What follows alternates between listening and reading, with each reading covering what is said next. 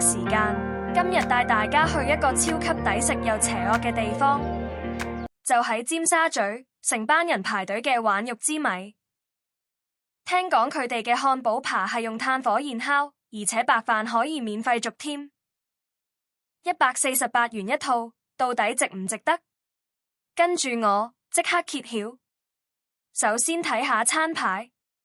主角當然就係呢個玩肉之謎套餐，148元，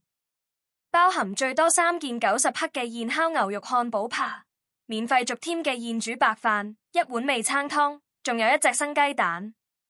淨係聽都覺得好滿足。睇，就係呢個炭火烤爐，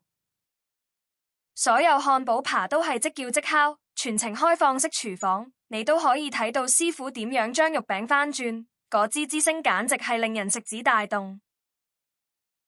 食物上啦，第一啖先試下呢個漢堡扒，好嫩啊，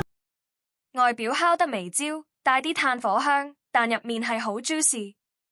肉質非常細緻，唔係嗰種粗粗嘅碎肉，而係有層次感嘅，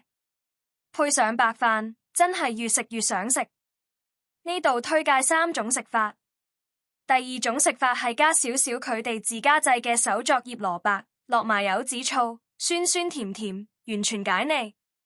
飲品方面，我揀咗杯檸檬梳打，35蚊，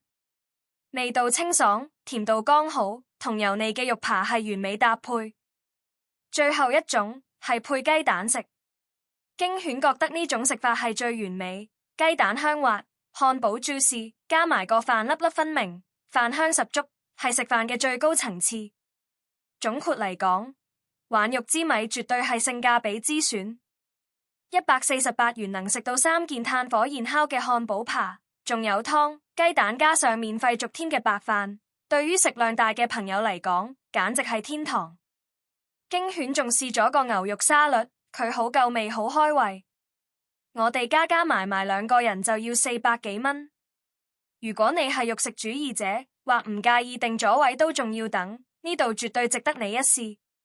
如果想同經犬一齊到各區揾食，請大家訂閱、讚好、分享呢個頻道啦。下次見。